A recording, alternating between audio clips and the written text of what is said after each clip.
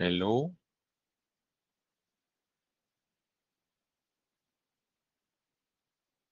I've been disconnected.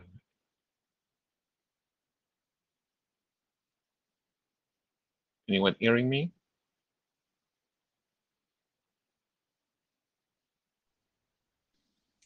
Yes, I can hear you.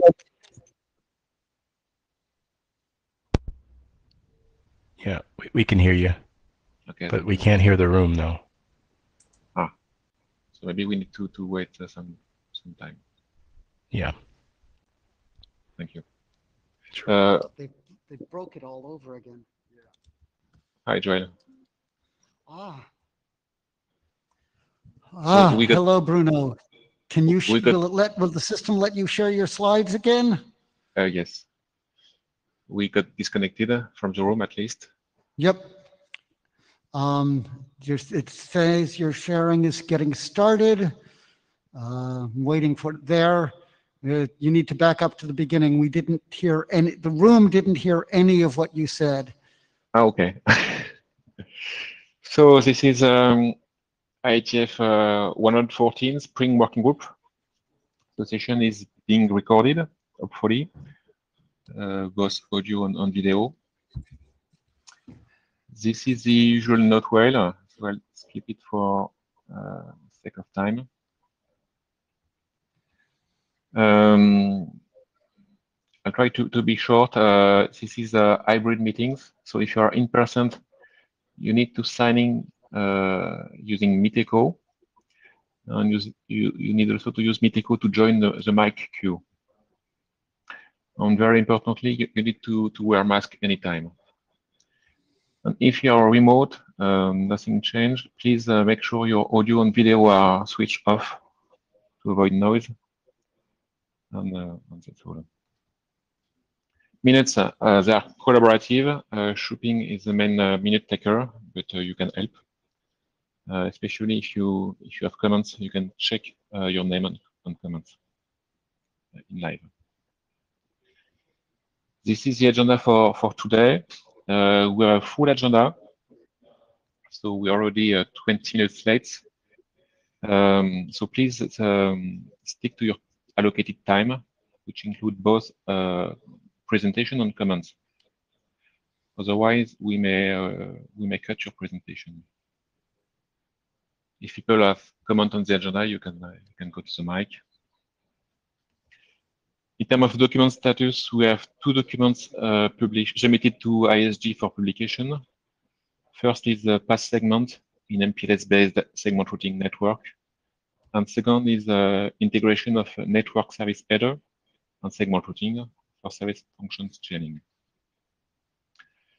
And finally, we have one new RFC, which is a segment routing policy architecture. It's an important milestone for Spring. So thank you to the authors, the working group, the Shepherd, the AD, and the ISG.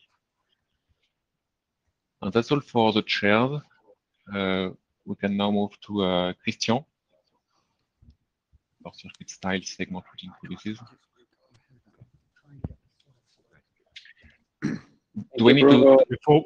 Before we start, just we've been asked to remind people that it is a requirement to have your masks on in the room. So if you haven't got them on, please do so. Thank you. Okay. Joel, do you want me to share the slides, or it's okay for you? I'll share the slides right now.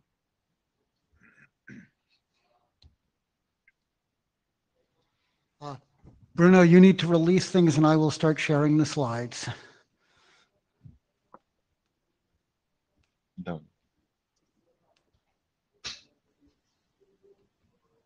Oops.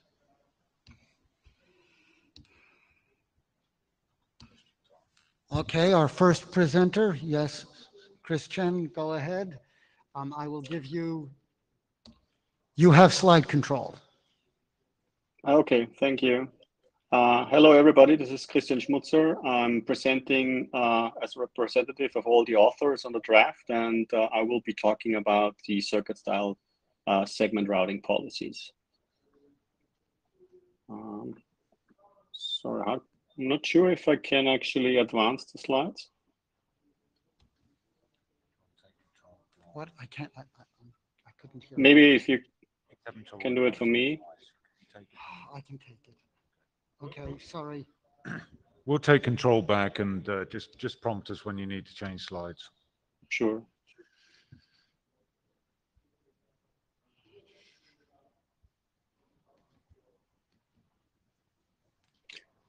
Okay. Okay, go So ahead. thanks. The motivation for circuit style segment routing policies is to allow operators to run a single network that not only carries what we call connectionless services, which is classical IP VPN services or layer 2 VPN services, in conjunction with more transport-oriented or connection-oriented point-to-point services, often called private lines or, in essence, wires, if you will. Now, what circuit style segment routing policies are adding on is from a underlay transport, we're addressing additional requirements. First of all, to have traffic engineered paths which are persistent, meaning they are not changing because of traffic load or topology changes. They only shall change when the operator is requesting the paths to change. We're looking at strict bandwidth commitments and end-to-end path protection to achieve, very quick failure recovery, the famous sub 50 millisecond target, as well as restoration to handle multiple failures. And along with that, of course, path OEM, which is very important to understand the liveness of a path and understand when somebody needs to switch. Next slide.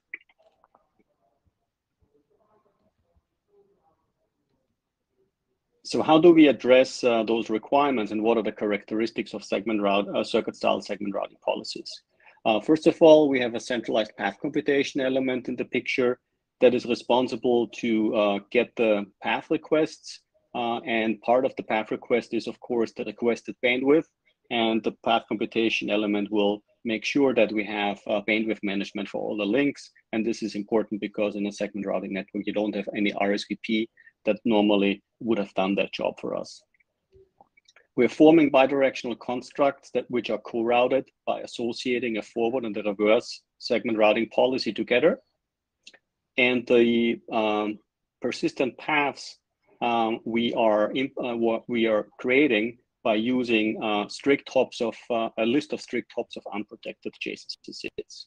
Unprotected adjacency sits are important because we have path protection and we don't want any TI-LFA, for example, to kick in. As mentioned, the path computation element shall not re-optimize the path only when the operator is requesting that. And that's a behavior that is commonly requested and known in the TDM world, aka SONET SDH or OTN. We are using multiple candidate paths. Now we're going to program 2 of them to install, a protection scheme, and there can be a third one if restoration is required as well.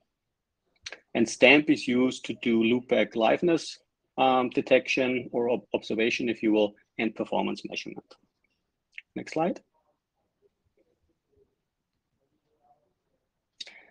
How are we creating circuit style segment routing policies? Before we can create them, a few words on the topology. The topology is, every link has to be configured with unprotected adjacency sits, and they should be persistent across router reloads, which generally is done if you configure them manually and explicitly. The topology will be known by the PCE via IGB or BGPLS extensions. The path computation element will have the bandwidth configured for that is available for all the circuit style segment routing policies on each link.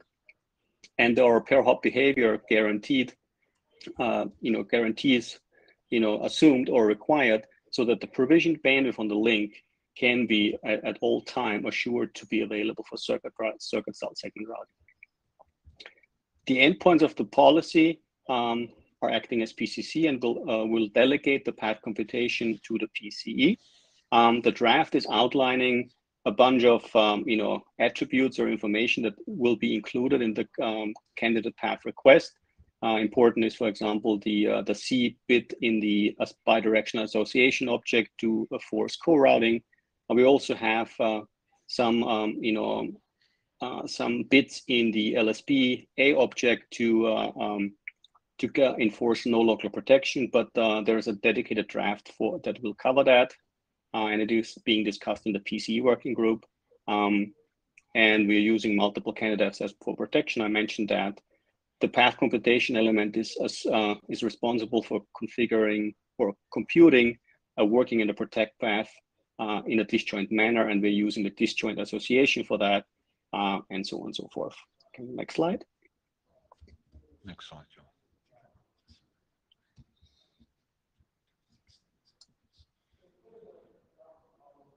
I'm going quite quick because I wanted to share the updates and the progress we made. We have done our first presentation at IETF 113 in the PC working group. We got quite a lot of input in the meeting as well as after that, and we received a lot of review comments which already got incorporated. The document changes are mostly around clarifying the role of the PCE and the stateful PCE. We added a section about how to deal with the maximum segment depth limitations that may arise, and we overall cleaned up or reshuffled the sections so that to get a better structure and readability of the draft. And speaking of the draft, one of the feedback was that the draft is probably more better suited in the Spring Working Group, and that's why we renamed the Spring Working Group and we're presenting it here. And final slide. We would like to get more comments and feedback. This is always welcome.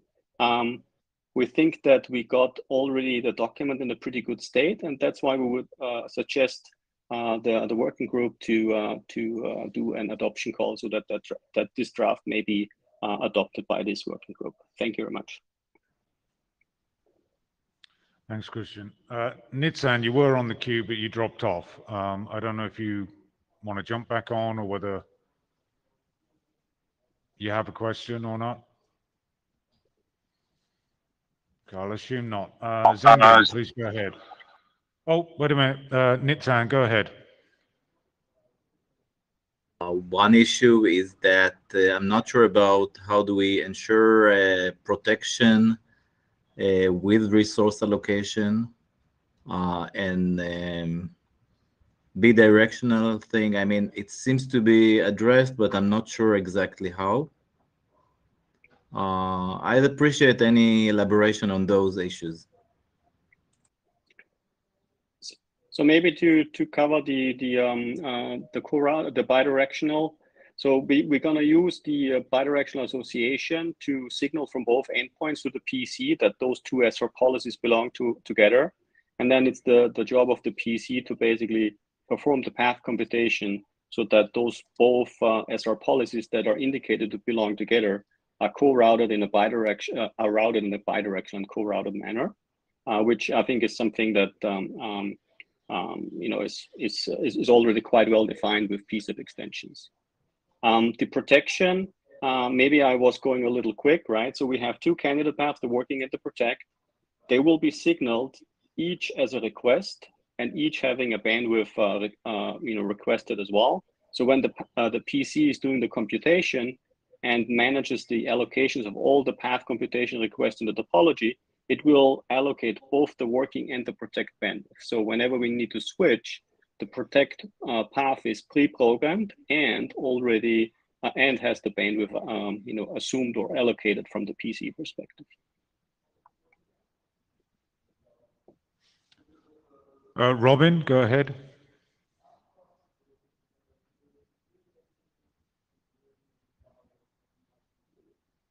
Robin, please go ahead.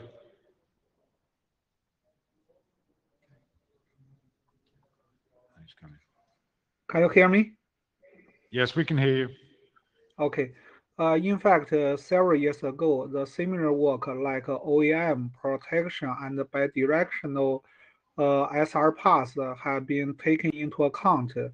So the work of SR path segment has been developed.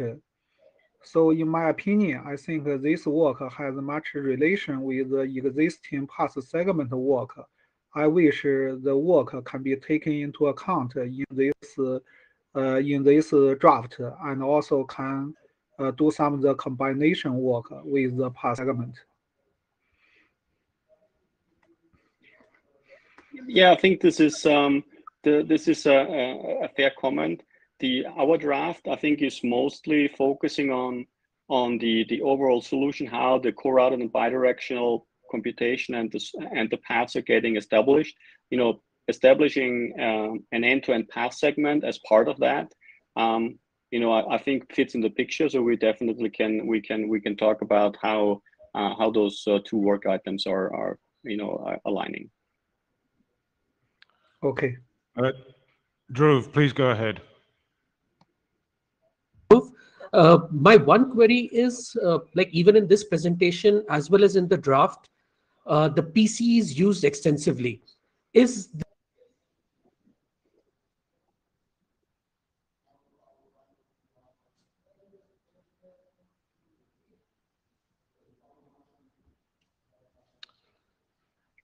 I can't Dhruv, hear you Drew. got cut off there.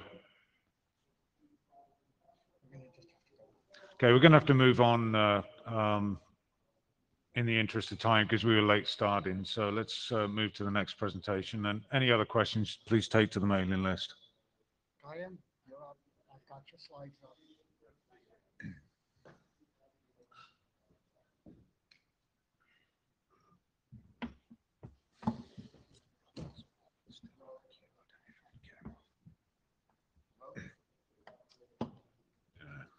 Is it on? There we go. Hello. Hi, my name is Gian Mishra.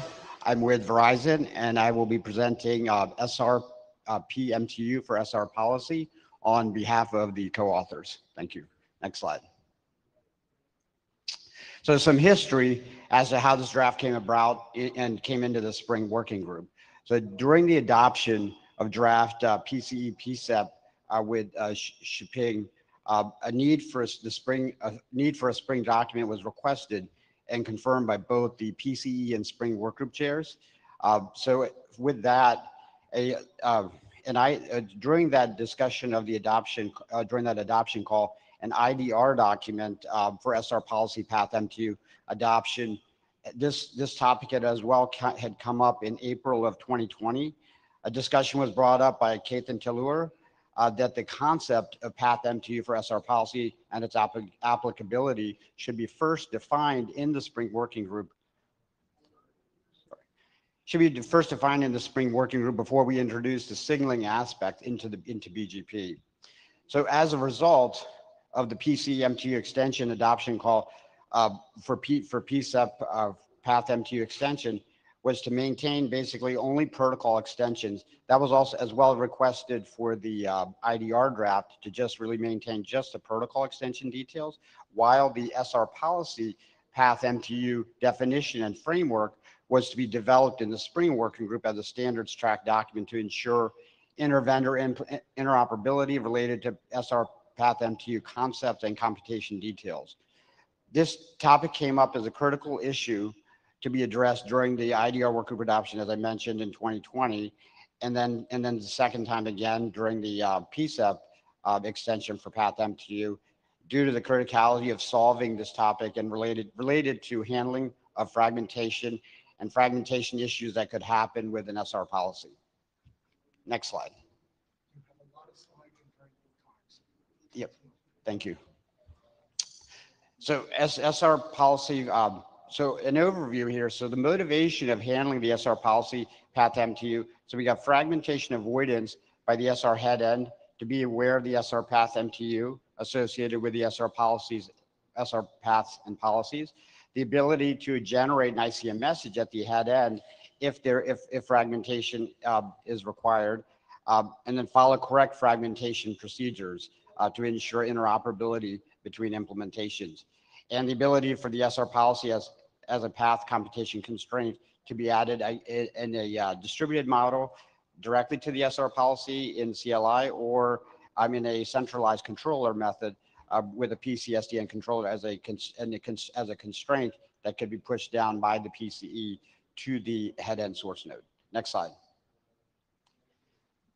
So SR policy definition for SR policy, PMTU definition for SR policy. So basically a valid candidate path is selected as the active path, and once determined to be the best path for the SR policy, It can build the dynamic/explicit composite set of segment lists or composite candidate path container grouping of the SR policy. So with that definition, SRP MTU for a segment list is defined as the minimum link MTU of all the links in the path from the source to destination. SRP MTU for candidate path is the same as the SR policy, same as SRP MTU of a segment list for an explicit or dynamic is expressed as a set of segment lists, and the SRP MTU of the candidate path as defined as the minimum SRP MTU of all segment lists in the set. For composite is the minimum SRP MTU of all constituent SR policies of the composite candidate path. And finally, the SRP MTU on an SR policy is defined as the SRP MTU of the selected active candidate path. Next slide. So here just depicting kind of the SR policy for PMTU framework.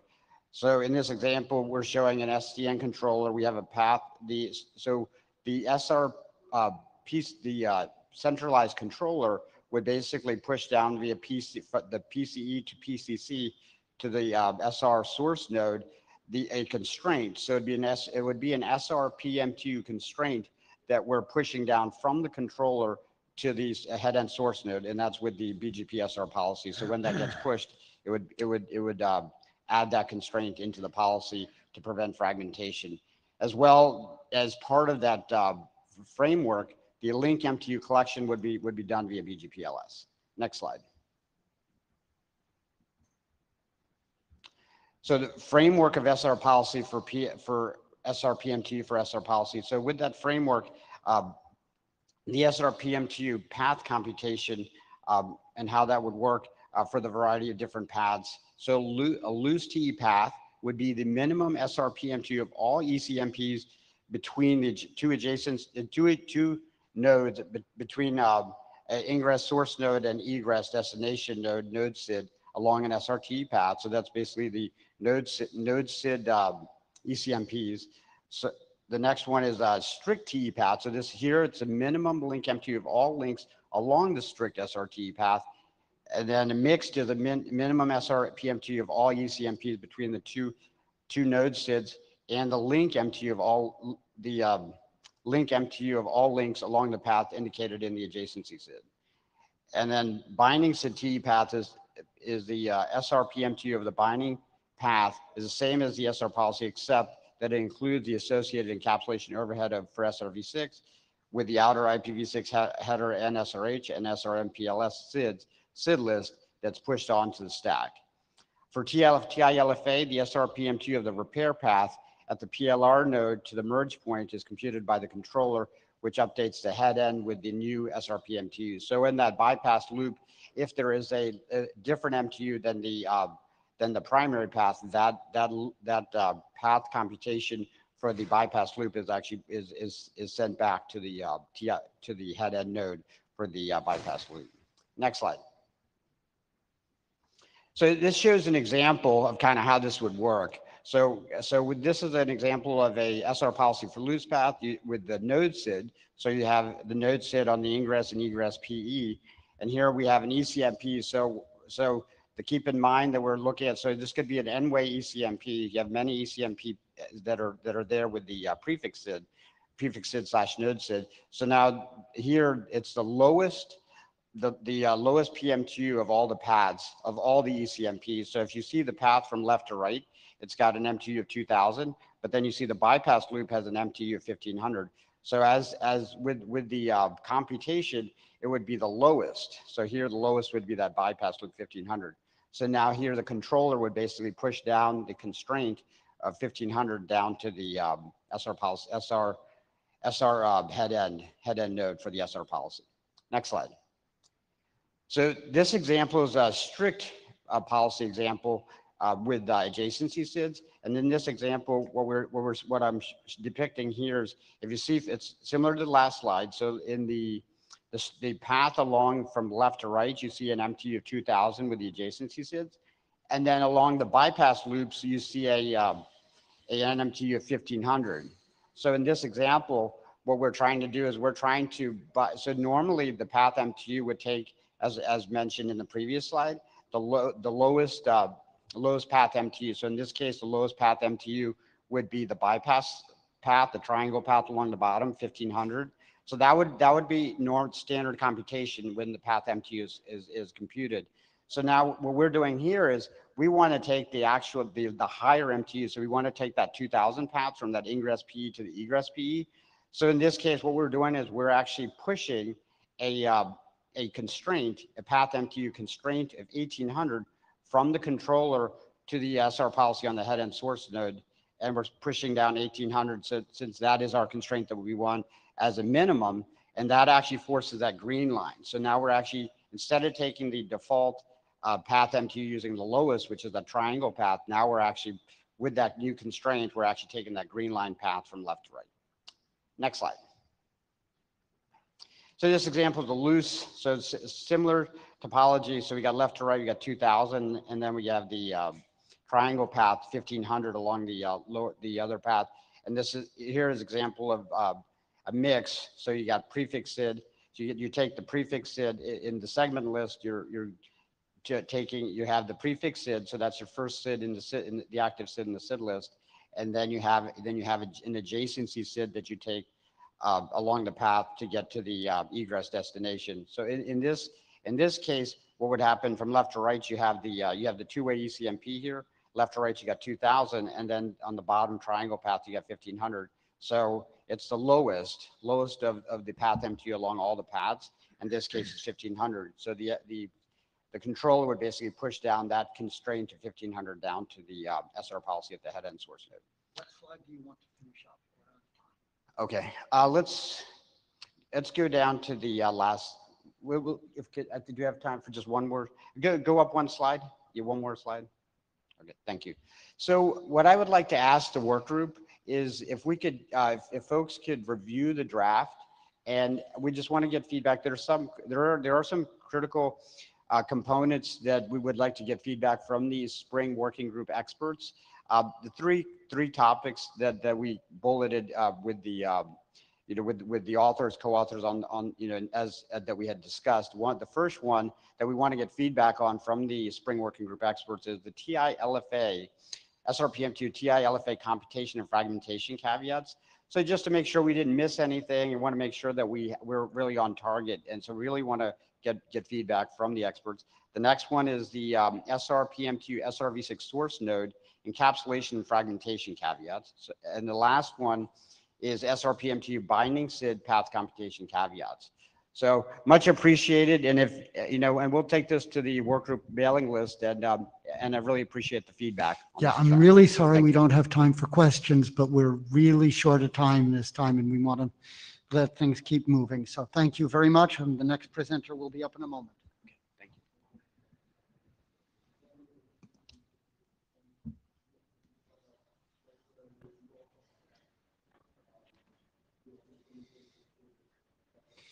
So this is the connection-oriented path in SRv6. I'm not sure who's presenting this. Shonping, so go ahead.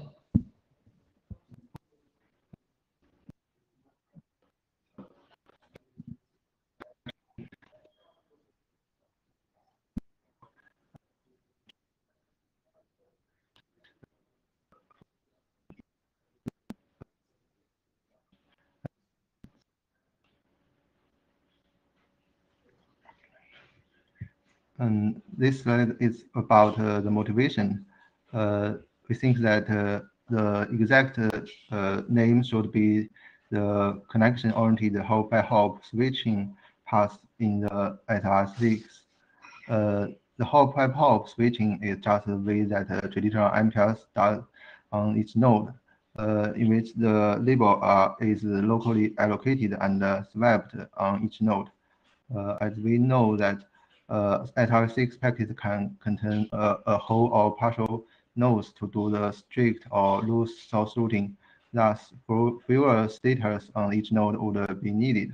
However, if we need a strict T path in the network, we need to put each node seed in every packet header, which is not very convenient. Next page, please. And for the connection-oriented strict T path in SRv6, we have several options. First is we still put every node seed into the packet header. But if the path is long, the packet header will be large. Optionally, we can also compress the seed list. The second option, we can support both SRv6 and MPLs, but it is complicated. And with this document mainly talks about the third option. We want to try to support hop by hop switching in SRv6 network. We think the benefits is that it is based on the uniform SRv6 network programming platform. And we also think that the platform can support many network characteristics and reduce number of protocols in the network. And we have two graphs. The first graph is about option 1, and the packet header perhaps need to contain each node seed. And in option 3, we perhaps have only one node seed in the packet header. We also add some explanation here. We think that currently we do not need to manage this kind of or connect-oriented paths in the network. Next page, please. For the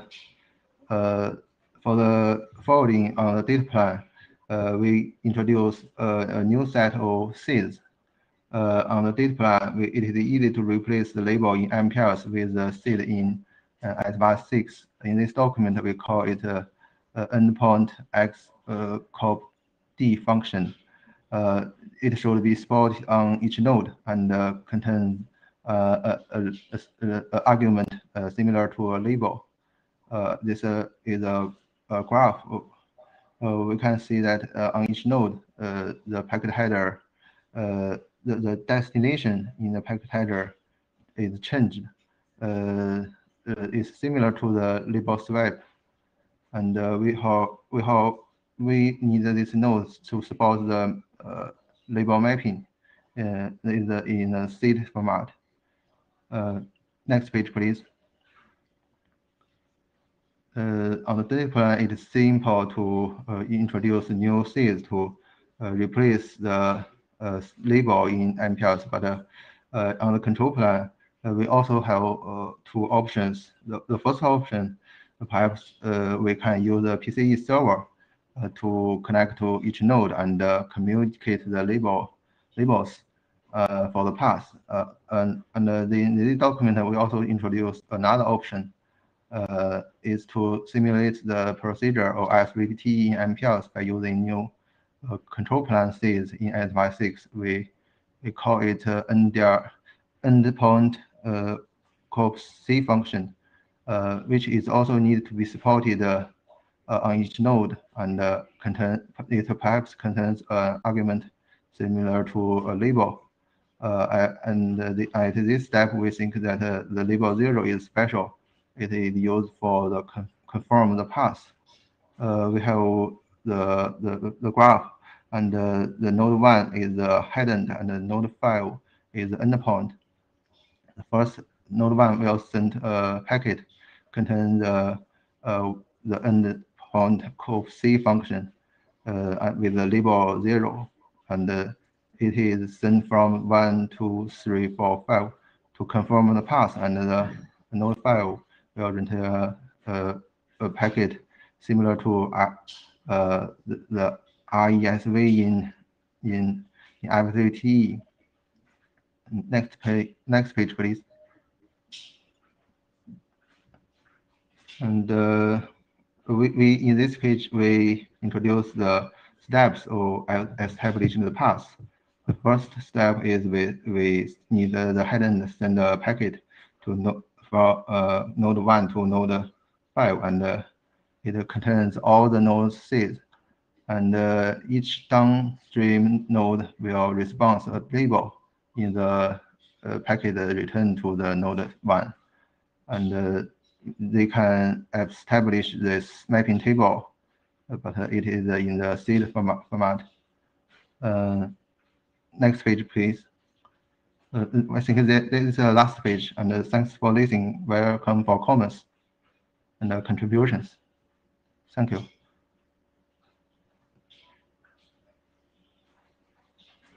Any question? Okay, any questions from the room? There's none on the queue. Okay, we're moving on then. Thank you. Thank you.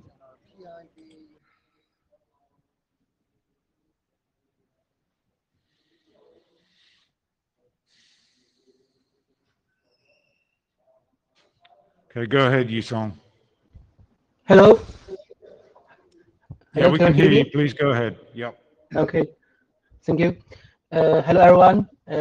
I'm Yisong Liu from China Mobile. Today, I will introduce NRPRD for the network slicing in SR6 segment. This is the first presentation of this draft. Next page, please. Next slide.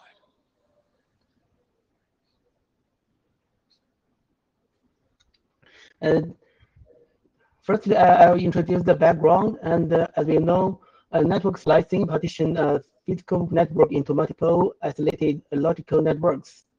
A network slice associated with the specific network resources called the NRP, and NRP ID is used to identify the NRP during the packet forwarding, and it can be carried in the packet. And like the picture, the router can use the NRP ID to determine the NRP and for the packet. Like the NRP ID equal to, the router will use the green line to forward the packet. So in this draft, we propose a method for the NRP ID in the SRA6 segment. So next page, please. Okay. This method to encoding the NRP ID in SRA6 segment. So in SRA6 seed, we have 3 parts of that locator function argument, and in the SRA6 TE mode, the segments of the intermediate endpoint along the SRA6 parts are usually the end or end.x type segment. So we can, and the argument field of this type segment are not defined. So we can use this field to carry the NRP ID. So the seed list in the SRH, every segment can carry the same or different NRP IDs, which can arranged by the controller of the CLI. So next page, please.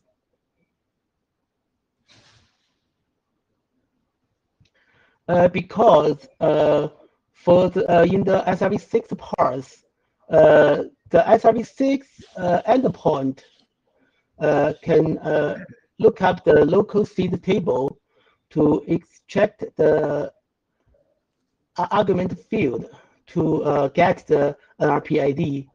But in other nodes, like the non-SRV6 node, even the node cannot support the SRV6, only support the IPv6. So we need a table to get the NRP ID from the destination address. So we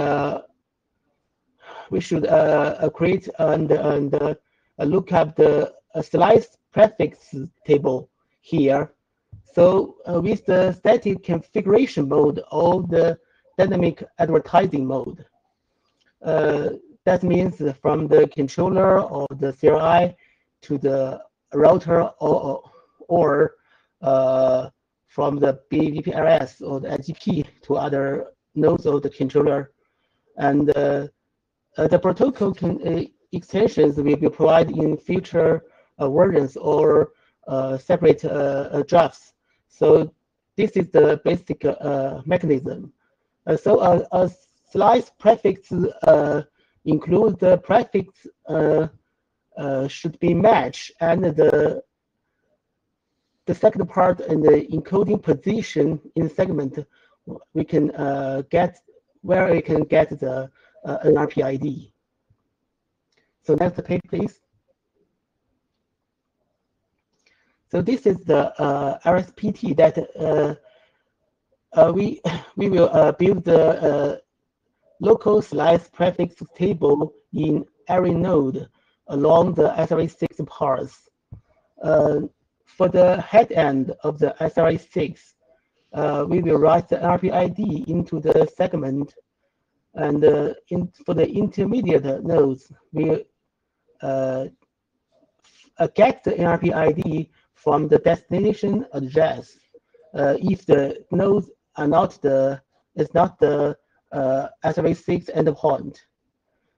Like the example in the slide, for the P1 and the P3, they have different slice prefix, and each prefix have the different position of the NRP ID, and if the destination address match the slice prefix, it can get the NRP ID position, and it can extract the NRP ID from the destination address. Okay, next page, please. This is the example for this mechanism. So we assume that we have two NRPs, and the NRP1 guarantees the 100 megabits bandwidth, and NRP2 guaranteeing 200 megabits bandwidth. So we dedicated the queues for every router to guaranteeing the bandwidth. So we have a SRA6 policy on the P1, including the segment for the P1 and seed and the P3 and seed. And for the P1 as the head end, it will determine the NRP, and it will carry the NRP ID2 to the P1 and the seed and the P3 and the seed. And it encapsulates the SRH and the IPv6 header. And the sorry, I'm not finished. And for the endpoint P1 and the P3, it can extract the NRP ID just from the local seed table. And for the P2, it's just a transient node. So it must look up the RSPT to get the NRP ID position to extract the NRP ID, and decide how to forward the packet with the queue. So that's all. We are seeking the feedback from the working group. Any questions, comments are welcome. Thank you. I'll ask one question. This is Joel Halpern. As a participant, in looking at this material, I think I understand the general driver and actually like it, but the material needs to be much clearer about whether you are requiring strict paths, expecting strict paths, or expecting intermediate nodes which are not addressed to extract these arg bits from the current SID and handle them, which would be an unusual requirement. So we need to be very clear. I'm not telling you what the right answer is, but we need to be very clear about what we're doing. Okay. Any other questions on the queue? Okay, thank you.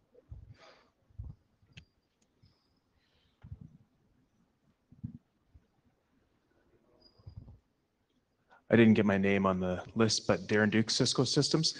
Quick question: Is this a hop by hop, every SR and non-SR node does this stuff? That's what I was asking. Okay. Non-SR6 node, it should get the NRP ID from the LSPT. So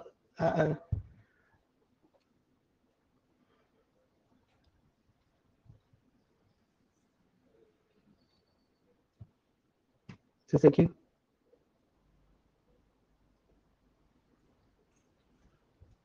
Okay, thanks, Yison. Okay.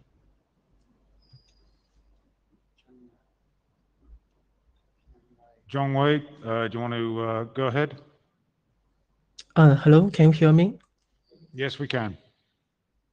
Okay. Hello, everyone. My name is Jianwei Mao. I'm glad to introduce this new draft for you.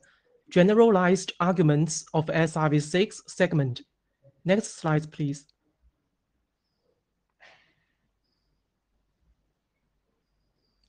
Here is the background and motivation. In these years, some new features are created, include network slicing, IOAM, alternate marking, APN6, DNet, and so on. The instructions or commands of these new features can be processed at all nodes along an SR path or some endpoint of an SR path. That means the IPv6 hop-by-hop options header, the destination options header, or the SR-HTLV may be used to carry the instructions or commands. However, the usage of the options or TLVs will cause two issues. First, it will make the packet header longer. That will reduce transmission efficiency. And it will make the forwarding processing complex. That will affect forwarding performance. Besides, in the solution of SRv6 C-seeds compression with next flavor, if all the C-seed of the seed list can be put in the IPv6 destination address field of a packet, there is no SRH or the DOH, which is before the SRH, here in the packet after the compression. That means we will have no space to carry the instructions. Next slide, please. So in order to address these challenges, we propose this draft to use the arguments of the SRv6 seed to carry those instructions. Using the arguments, we will gain this benefit. First, we can reduce the transmission overhead because it will reduce the needed space of IPv6 extension header or SR-HTLV. Next, we can get better forwarding performance because the SRv6 arguments can be read and processed as a part of IPv6 address. That means it can avoid to process the extension header or SR-HTLV behind the basic IPv6 header. Finally, we may unify and simplify the packet processing because the instructions for the SRv6 and the new features can be put together in the arguments part. In addition, we noticed that there are several kinds of arguments for the SRv6 end seed and endo-X seed, which need to be compatible. For example, the SRv6 C-seed compression solution uses arguments to carry multiple C-seeds, CL field, or both of them. Next slide, please. Okay, in this draft, we propose the generalized arguments. It makes the SRv6 arguments structured and generalized, and it allocates spaces to encode the instructions of multiple new features and SRv6 seed. This draft specifies two methods to use the generalized arguments. The first method is template. We configure a template to network devices. Then the devices read and process the content of the arguments according to the template. For example, if the arguments has the total length of Z bits, we can define bit 0 to bit X stores the instructions of feature A, bit X to bit Y stores that of feature B, and bit Y to bit Z stores that of feature C. Next slide, please. The second method is called bitmap. This draft defines a bitmap structure in the arguments. It is used as an indicator. Each bit in the bitmap indicates whether the instructions of a specific feature exist and are valid. In this method, the generalized arguments have two possible formats, corresponding to MSB and LSB. Next slide, please.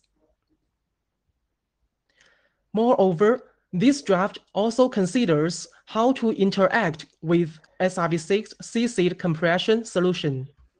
As for the next flavor or the next and replace flavor, it is required to shift the C seed in the SRv6 seed. So the C seeds can be placed in the generalized arguments and need to be placed from the most significant bit. While shifting the multiple C seeds, the remaining parts of the generalized arguments should not be shifted. Next slide, please.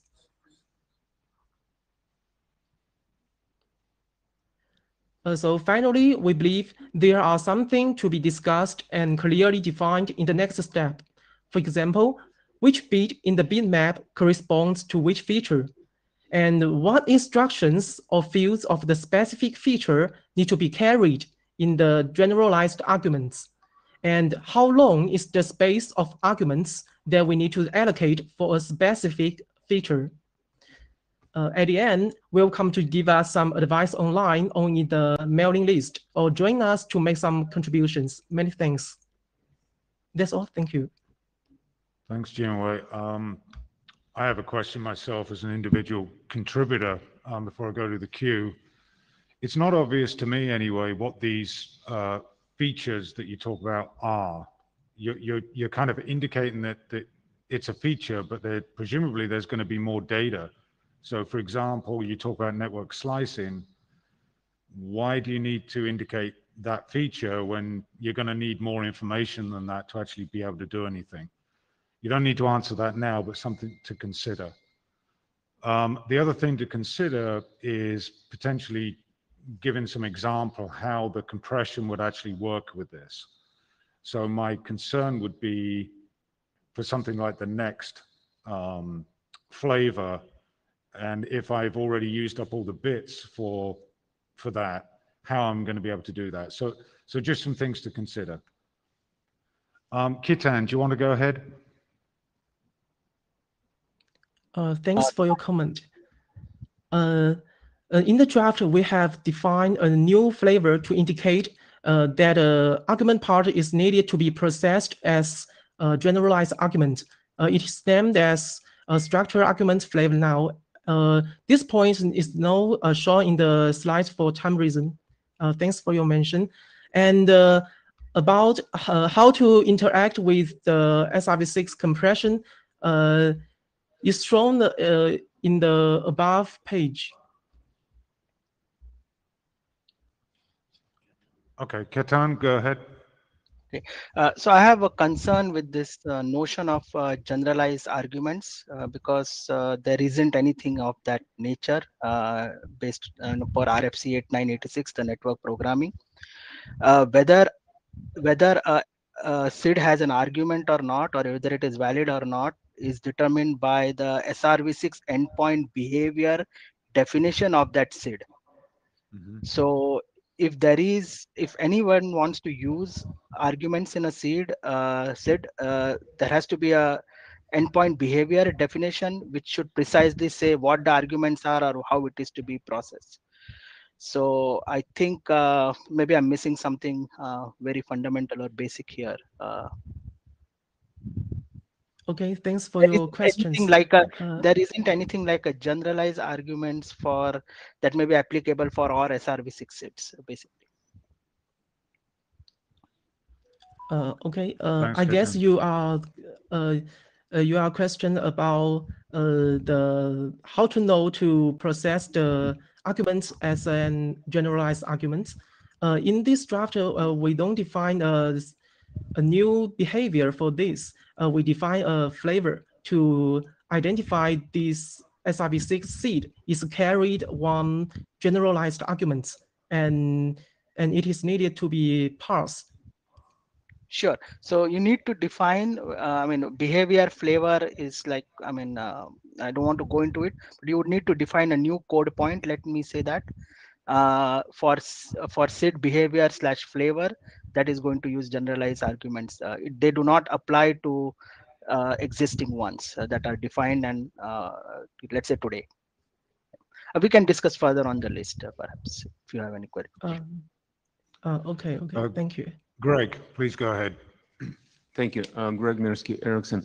I think that my comment is in continuation of Jim's comment, because it's not clear whether this argument it really defines the behavior or capability advertisement. What's not clear in particular is how DetNet is relevant to this. So basically, what you expect if this argument indicates the DetNet. Is it support of DetNet, and what's else? Okay, thank you. Okay, thanks for your question. We just define a general space for the multiple or the many features. So the DetNet or the network slicing or the APN6 is just a example feature for this, and whether it is it is suitable to put a DetNet here, we can discuss further. Thank you. Robin, please go ahead.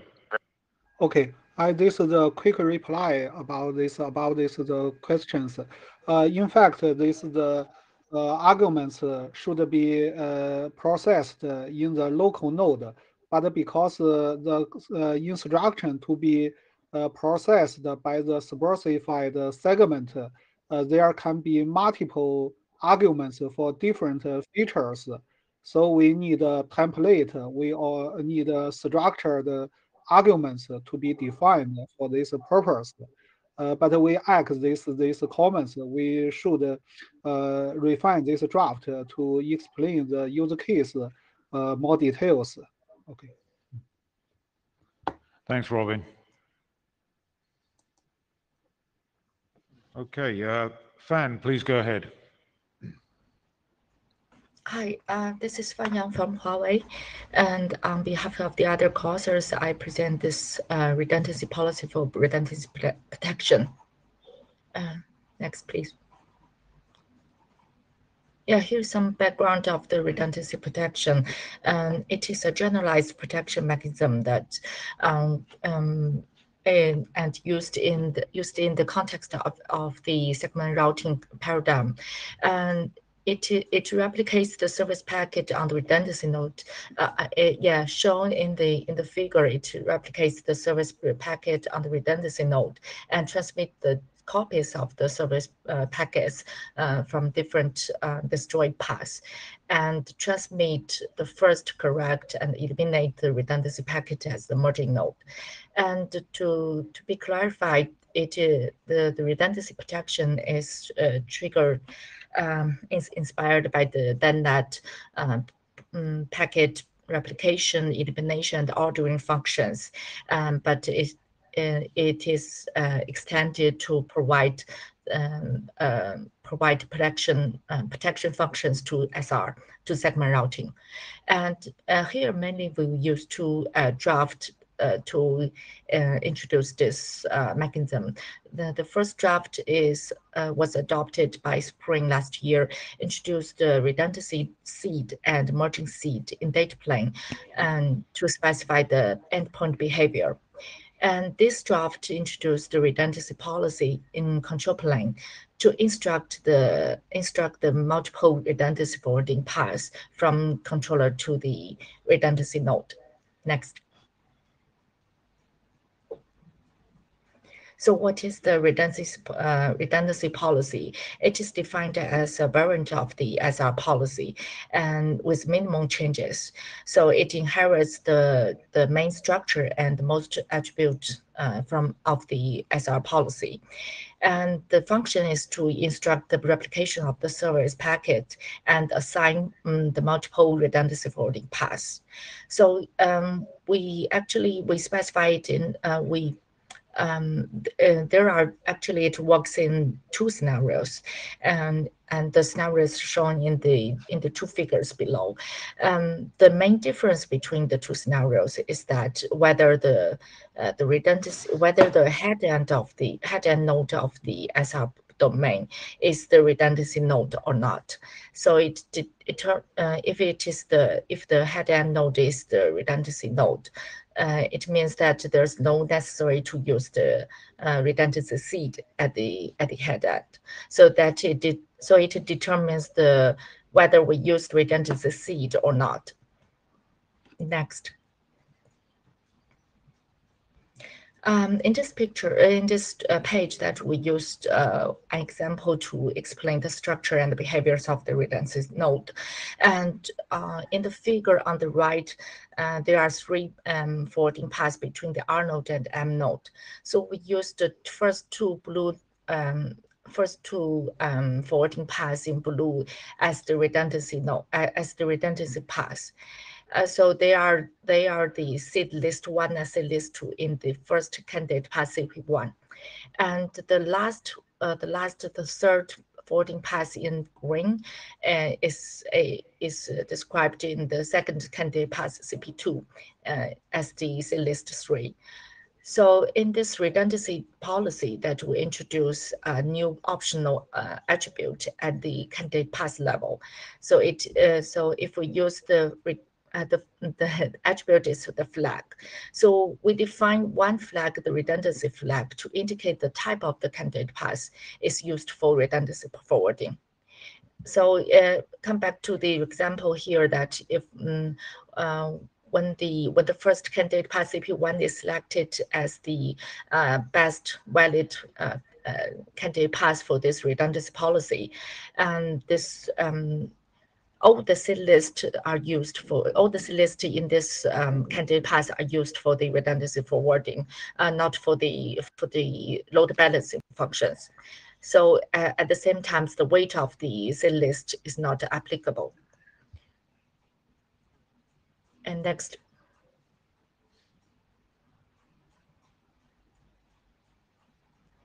Yeah, as we've shown that in the scenarios that this redundancy policy can be optionally associated with the bounding seed, and actually the bounding seed should be the redundancy seed. So it is defined as optionally, yeah, as optional. Yeah, next, please.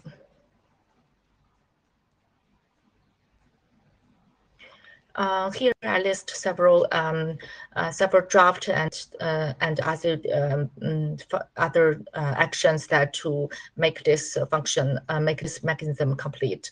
And yeah, I will also present the BGP and PCEP extensions in the following working group sessions.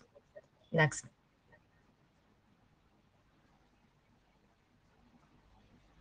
Yeah, the next steps that we mainly want to have the discussion on the mailing list or on the meeting to refine the solution and also keep aligned with the SR policy if necessary, and further possible discussion on the alternative solutions. People may want to discuss whether why not use multiple candidate paths for the redundancy forwarding path. And we're happy to receive any comments and suggestions. And thank you. Thank you, Fan. We have a couple of questions on the queue. Mike, please go ahead. This is Mike from Cisco Systems. I just want to make a comment that I think it would be better if you replicate the packets across candidate paths rather than across segment lists. Because if you replicate it across the segment, you lose the load balancing. Yeah, please. of the SR policy. So you can't have load balancing anymore. And like you say, the weight is not applicable, right? So the weight is there for load balancing. So it's perfectly possible to do what you're saying if you replicate across the candidate paths rather than segment lists. That's all. Thanks. Yeah, thank you for the comments. Actually, we think about which solution will be better or will be more suitable for different scenarios. But we can move to mailing list to have more discussion. Yeah. Israel, please go ahead.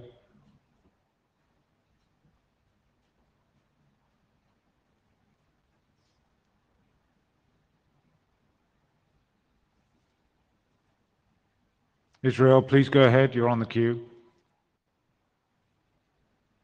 Okay, can everyone hear me? Yes, we can now. Yeah. Okay. Go ahead. Yeah, Israel, AT&T. In the material you mentioned a binding set. You also mentioned something referred to as a redundancy binding set. However, what wasn't clear is if the redundancy binding set takes all of the semantics of a standard binding set, or if the standard binding set can also function as a redundancy set. Could you clarify that? Yeah, the redundancy seed that we defined in the previous in the first draft, it is we defined it as a variant of the bounding seed. I think it should take all the functions from all the semantics from the bounding seed, but add more functions like the replication of the packet to this new bounding seed. Yeah, but if you have any doubts about the semantics, if the semantics is correct or not, we can have further discussion. So far, I think it has the same. Okay, thank you. Greg, please Yes. go ahead. Okay, Greg Mirsky, Ericsson. One question I have, and then probably a recommendation. So the merge function works on packet by packet basis or flow basis? Yeah, the merging for the merging function that we define as a merging seed. So I suppose it should be percent packet by packet. Okay. So in this case, it looks very similar to the PRIO functionality defined in the DetNet, so packet replication, elimination, and order preservation. And so I think that you might consider presenting it and sharing with the DetNet working group at some point. Thank you. Yeah, thank you. Actually, we have the previous discussion about the relationship between between here and the DetNet. So if the people still have the doubts or have not clarified, we will clarify it in future, both on the mailing list and the draft. Thank you. Thank you, Fan. Yusong, you're up. Please go ahead. Hi, thank you. Can you hear me well? Yes, we can. Thanks, Jim. Hi, this is Xue Song, and I will introduce our work about segment routing for enhanced DetNet. Next slide, please. Next slide, Joe. This page, I just want to show a very brief introduction to the audience. What is DetNet? Actually, based on the definition in RFC 8655, there are three key features for DetNet queues. One of them is bounded latency and bounded variation. That means there will be minimum and maximum end-to-end latency from source to destination, and also zero packet loss, which means there will be zero delay when packet switch when path switching, and also upper bound on out of order packet delivery, and the reordering function will do its work to make the packet in order again. So all these features will be achieved by 3 technologies as resource allocation, service protection, and explicit routines. The existing technologies can be reused, or new functionalities or technologies can be introduced to achieve the standard queues functions or SLA guarantees.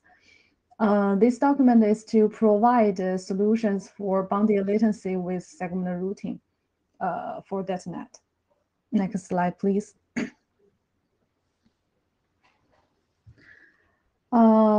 Actually, as we all know, SRMPS and SRv6 is able to provide explicit routine, which is also requested by DetNet. And for the convenience of presentation, I just take SRv6 as an example, and SRMPS is very similar. With source routing, it could steer the DetNet flows go through the network according to an explicit routine by segment list in SRH, but only explicit routine is not enough for guaranteed bounded latency. So what's more? Next slide, please. What we are proposing is SRv6 extensions should be defined to provide explicit routine and bounded latency.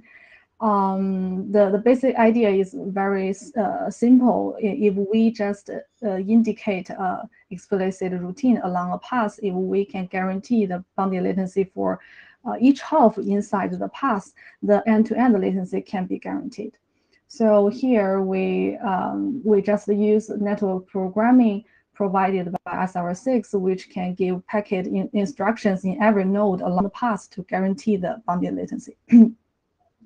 So what kind of instructions is requested in this case? Next slide, please. Here I just referred to another document.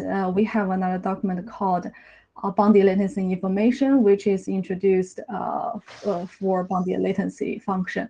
The document will be presented in DetNet working group. The basic idea is very simple. We just want to avoid going into details of different hardware implementations for guaranteed bounded latency. We just define a concept, a general concept of bounded latency information, which have 8, we defined in existing version, 8 bounded latency information types. And we think cover most of the cases we have met the mechanisms to guarantee bounded latency. And also the bounded latency information value is specified value of BLI to provide guidance for packet processing with the meaning of a particular BLI type, as I have mentioned, one of the 8 type in the table in the right hand. So the information pair BLI type and the BLI value should be indicated by SRv6 data plan to provide bounded latency. Next slide, please. I noticed Greg is in the queue. Do you want to ask now or after I finish the presentation?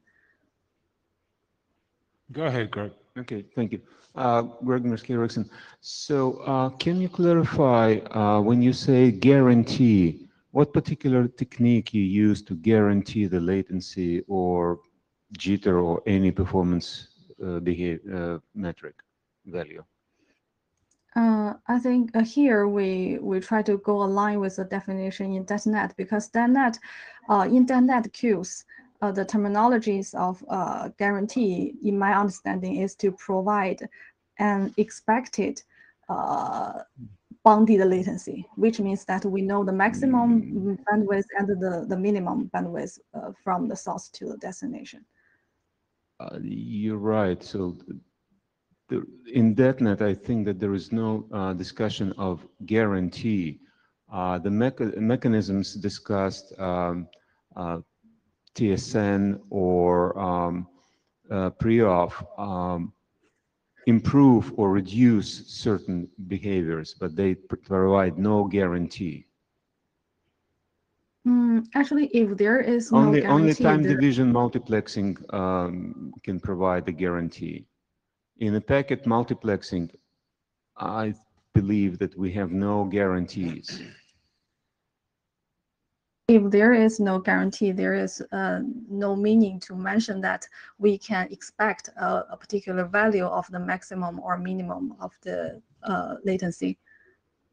I believe the detailed definitions of these are said to be DetNet.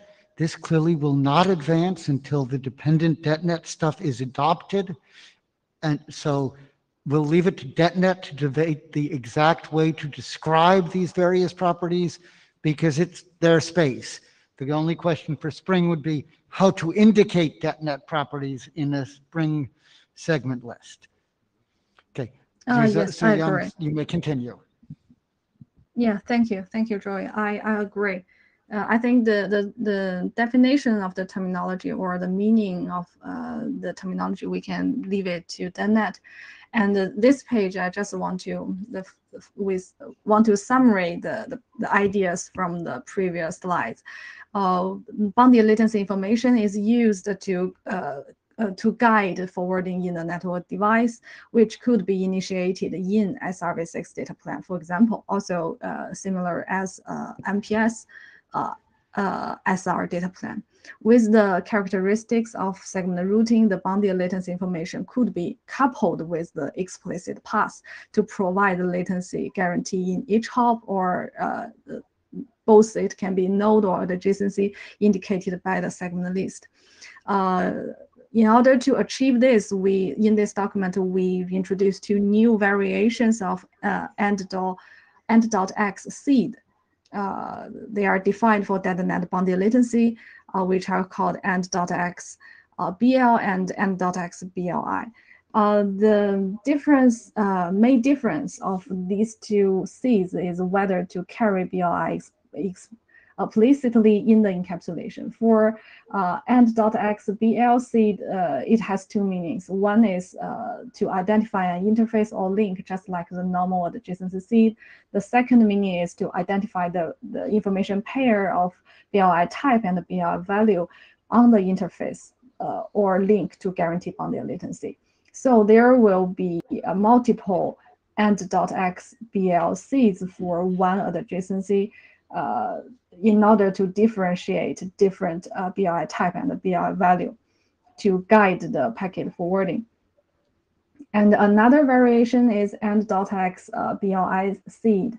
It also has two meanings. The first one is to identify interface or link as the normal adjacency seed, and the second is to identify the BLI type to guarantee bounded latency.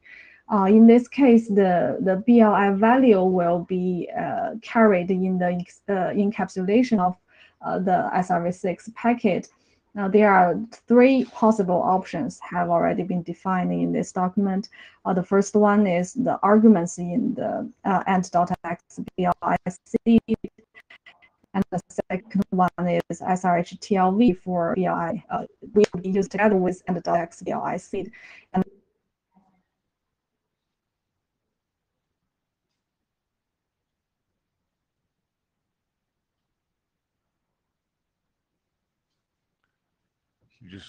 we just lost you, Song.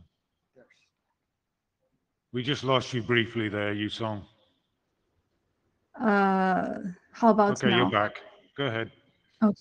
Okay, thank you. I just finished. There are three possible options to carrying the BLI information value. And what is the next? We would like to collect the comments from Spring and the DetNet, like Joy has already mentioned. Maybe the definition of mechanisms should be left to DetNet, but how to make SRv6 and SRMPS to support this function should be left to Spring. And we would like to collect feedback from both working group. And also, we would like to seek for cooperations with people who are interested in this work. Thank you. Thank you. Any questions from the room? There's no questions on the queue. Okay, we'll move on to the next presentation.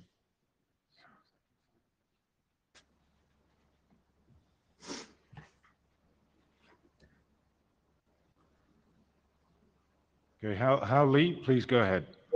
Hear me? Can you hear me? Yes, we can. Okay, first page, please.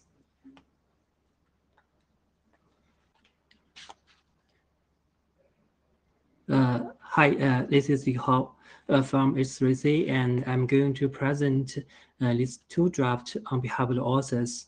These two drafts are all about the extension of BGP SR policy. This page is the motivation for segment list identifier. We know the draft segment routing T policy define SR policy to distribute SR policy to the headend node. There are policy name and candidate path name to identify the policy and candidate path respectively. For segment list, there is no ID or name in SR policy. So in some scenarios, it is inconvenient to do some process about segment list. One case is reporting static from headend node to controller. Normally, headend can collect forwarding static count based on segment list. One report the count to the controller. Headend has to report static with the whole segment list, and the controller has to compile the seed one by one to identify which segment list is reported. And another case is distributing configuration. It is from controller to headend node.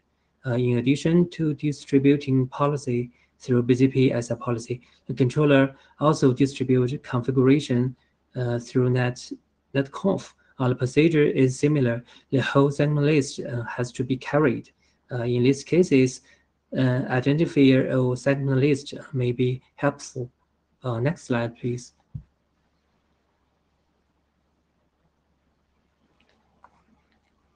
Yes, this is okay. Thanks. This draft hopes to add the segment list identifier in BGP SR policy. The identifier could be ID or a name.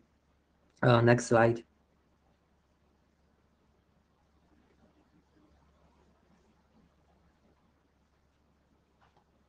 This page, two subtailways are defined. The left subtailway specify the identifier of the segment list by a 4-octet number. The right subtailway specify the identifier of a segment list by a symbologic name. These two subtailways are optional, and it must not appear more than once inside the segment list subtailway. Maybe just need to keep one of them. We can update the draft according to feedback of the working group. Next slide. Yeah, and this is another draft about the headend behavior. We know there are multiple ways to steer packet flow into SRv6 policy. For binding seed steering, multiple behavior have been defined. The multiple SRv6 binding seed with different behavior could be encoded in the same SRv6 policy. The headend perform corresponding behavior associated with SRv6 binding seed. But for other steering way, the headend behavior is not specified by BGP SR policy. Next page. Hao Li, before you move on, Chung Li, do you want to ask your question? Because I presume it's on the previous okay. document that was described. So Chung Li, please go ahead. Yeah, thank you, Jim. Chung Li from Huawei. So yeah, firstly, it's really happy to see the people also thinking in the similar way. Actually, we have some drafts to propose some like segment list ID identifier or path segment, something like this already. So we can discuss further to see how to cooperate together to avoid redundant draft in the IETF. Thank you. Okay, thanks, Jim. And Ketan, is your question? Do you want to take your question now, or is it on this this other document here? This is over. Go ahead then.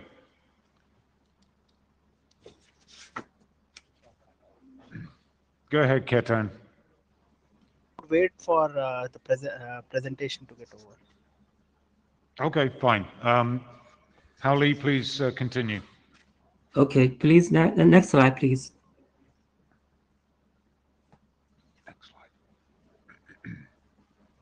Yeah, this draft hopes to add hidden behavior in BGP SR policy, and the hidden behavior is only for SRv6. Next slide, please. Okay, the two sub-TLV are defined for distributing SRv6 policy. The left sub-TLV specify the behavior for layer 3 traffic for behavior as defined. The right sub-TLV specify the behavior for layer 2 traffic, and two behavior are defined. These two sub-TLV are optional and must not appear more than once in the SR policy encoding. Yeah, next slide. Okay, that's all. Okay, so couple of clarification and one question. The clarification is that the SR policy Yang model does have a name for a segment list, and I think that should normally be sufficient. So I would suggest that that's something to be looked at. The second point is there were feedback here on the BGP SR policy, and I would much rather prefer, and I'm speaking as a co-author there, I would much rather prefer that such feedback is given on the IDR list, so that we still have a chance to make any changes or address any comments rather than bringing new documents. So I believe that we have the necessary things there to address this and BCID behaviors. But if you think that it is not, please comment on the IDR list. Thank you. Thank you. Okay, thank you. Just pulling up the next presentation.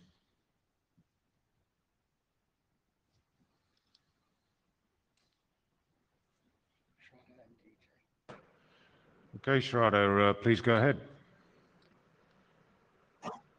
Hello, can you hear me? Yes, we can.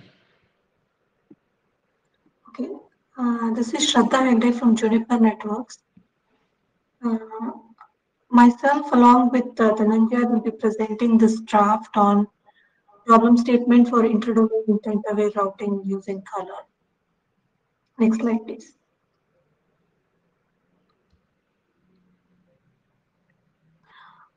So some background on this draft.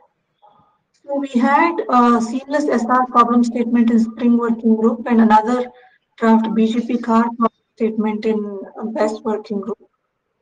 So as the problem statement documents were addressing the same use cases, the chairs suggested us to merge this document. So the authors from a subset of authors from both the draft worked to produce a merged document. So this is the first version of the merged document that we have posted. Next slide, please.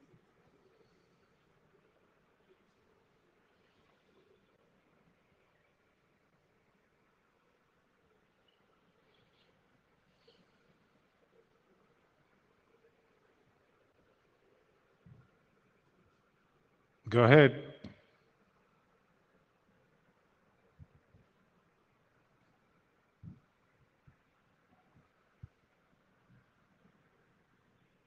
We're not hearing Shraddha. DJ, are you there? Hey, hey Jim, can you hear me?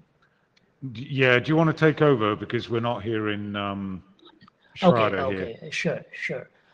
So yeah, so the problem statement is focused on defining requirements and of course use cases for building intent-aware paths across multiple domains, and again focused on distributed routing solution. Primarily on BGP, given BGP is the inter-domain protocol in many of these networks that are being targeted. Of course, the requirements are general, so they could apply to other solutions as well. Next slide, please. Next slide. Yeah, thanks. So in general, why focus on BGP? clearly today BGP-LU is used in many seamless MPLS as well as some multi-AS deployments. So operators have operational familiarity. So some of them expect the an incremental solution that they can deploy in lieu of BGP-LU. There is an expectation that with the familiarity with BGP, it would support a higher scale than what they are deployed currently, and there is the familiarity with the the sort of the trust model when if you have to go across different BGP domains, mostly in terms of peering policies. Next slide, please. So, as Shraddha said, this is a merged document. So what we managed to do is put together some sections that with the content that we would like to see. So some of these sections, they're broadly divided into two areas. One is look at some of the typical deployment scenarios, explain some of the use cases. So that's like the first set of sections. Next slide, please.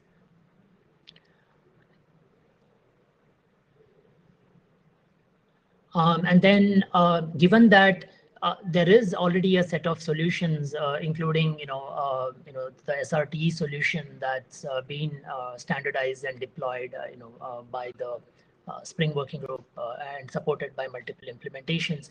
There is a section that defines an intent-aware routing framework, introducing some of the the base constructs, the concepts, and how existing solutions work. So this is meant to be used as a reference for some of the detailed requirements in the subsequent sections. Next slide, please.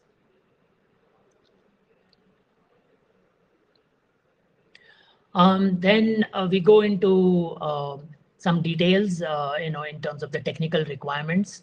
Again, it's broken up into different categories. There's a section on the intent requirements. Currently, what we have are the transport network requirements specified. In general, the sections that you see underlined are ones that are placeholders, specifically the VPN layer intent requirements, the OAM requirements, as well as the multicast intent requirements. The co-authors and editors, have not yet managed to discuss and review the content in those sections. So, but we will address them in subsequent versions. In terms of the other requirements, we have the steering requirements. We have deployment requirements that go into different topologies, different transport types that are that need to be supported. A variety of interworking and color mapping scenarios are also described. And then we have scalability as section, network availability requirements, and finally, given that the primary target here is BGP, there is a section on BGP protocol requirements as well. Next slide, please. Yeah, so I don't know how much time we have. In general, what we've done with the network intent requirements, this is not an exhaustive list, but there's a number of commonly seen scenarios. So we've provided a description of those scenarios with reference topologies and flows. The idea being to be used as a reference for various solutions. Next slide, please.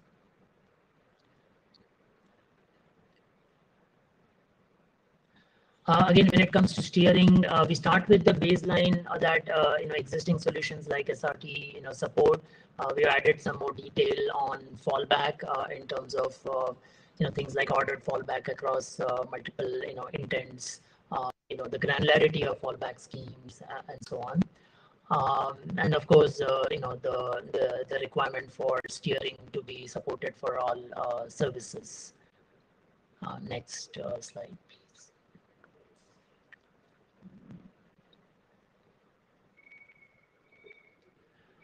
Again, in terms of scalability, we provided some data on the target scale, and then some analysis on what that entails for existing designs, what are some of the constraints that need to be taken into account. And then in terms of requirements, we focus on two broad requirements. One is to scale the MPLS data plane, the need for hierarchy, and then also to reduce the control plane state as well as data plane state, the need for a subscription based pull model. Next slide, please.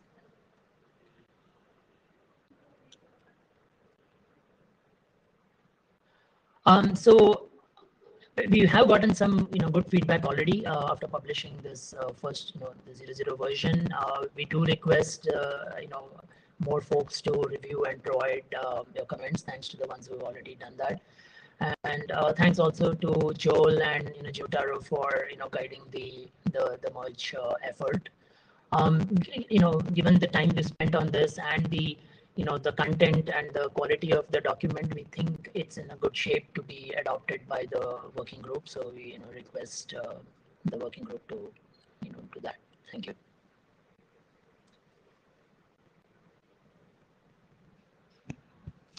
Thanks, DJ. You mentioned about working group adoption. So if the document gets adopted, then the chairs obviously want to see that front page cleaned up, preferably with editors and everybody else moved into contributors. But I'm sure you're aware of that. But the sooner that's done, obviously, the better. So if you could take that to your co-authors, that would be Sounds good. Thankful from the chairs.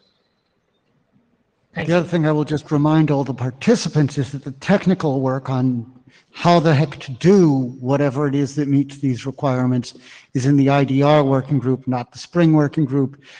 Please do go to the IDR working group and participate in the discussions there. Okay, we'll go on to the next presentation, which I need to briefly introduce. As soon as I can convince my machine to let me. Okay, we are pressed for time. This is a brief presentation on one of the proposals for encoding changes to the MPLS header. This is an active topic being discussed in the MPLS working group. There are multiple proposals. What we have here is one of them to give you an idea of what's going on in this space. Hi everyone, my name is Rakesh Gandhi and presenting the M&A encoding for everything that's about the bottom of the stack on behalf of the authors listed. And next slide, please. So agenda, we won't go through a lot of details about the encoding and bits and pieces, but we'll show the salient features of the encoding. Next slide, please. So many thanks to the open design team between PALS and .NET and MPLS. There's a lot of work done there for the requirements, framework, and use cases. So this is basically leveraging the work to provide the encoding formats. Next slide, please. So basically in the encoding, we need two things. One is the present indicators. So there is an M&A label, we call it the indicator for the network action substack. And the flags that says there is an in-stack or post-stack. And basically, the second part is the network actions, the flags or opcodes that says this action needs to be performed. Next slide, please. So the encoding, basically, there is a label. This is a base special purpose label. That's an indicator. And the next LSC has the encoding flags in the TC and TTL fields that has a length and the present indicators. And there is a flag-based network action defined in the second LSC. Next slide, please. So this is more details about the flag-based network actions. Next slide, please. And this one is an encoding that shows the opcode-based network actions. It can contain the ancillary data that is used to execute the network actions associated with the opcode. There are other fields like the scope and the length, also part of the same LSC. So this makes it hardware parser friendly. Next slide, please. So this is just an example of if network action is to be performed, a flag is assigned by INA that this flag is to do that network action. Next slide, please. If there are more than 19 flags required, it can be easily extended. Next slide, please. This is the one where opcode 10 is assigned to perform some action with its data. And next slide, please. So this is an example where if you need to have more than 20 bits of data for that opcode, it can be easily extended as well. Next slide, please. It can be encoded with the flag-based and the opcode-based network actions in the same network substack in the same packet. Next slide, please. Again, it's flexible enough to carry multiple opcode-based network actions, and NCAP node can put the network actions in certain desired order. This is an important characteristic of the encoding. Next slide, please. So the encoding is backwards compatible. Obviously, the capability needs to be signaled that node is capable of M&A processing. The ACMP is not adversely affected. It does not alias with an existing reserve label, so it will not cause an issue in a legacy network. The penalty mode TTL propagation will not corrupt the M&A because we're leaving the TTL and TC fields as is. And it can coexist with the GSCH and other current encodings. Next slide, please. So it is aligned with the M&A framework and requirements for in-stack and post-stack. It's flexible. You can put the action in the desired order. It can be easily extended for various use cases. We have worked with multiple vendors. The encoding is hardware parser friendly because of the fact that the opcode, the data, the scope, the flags, the length, everything is in one LSC. So it can execute the instruction quite easily in hardware. It is MSD efficient because you can take advantage of the various encoding formats. Backwards compatible, we make sure it's backwards compatible, and ECMP friendly as well. Next slide, please. So welcome your comments and feedbacks. There is very strong interest from multiple vendors and operators, and we have requested working group adoption in the MPLS working group. Thank you. Thank you very much. My thanks to all of the presenters who were expeditious and helped us make up the time we lost to do technical issues. And the fact we've even squeezed in a few comments, I really prefer discussion, but we have what we have. So thank you very much for your time. We'll see you on the mailing list where the work actually gets done. Please engage.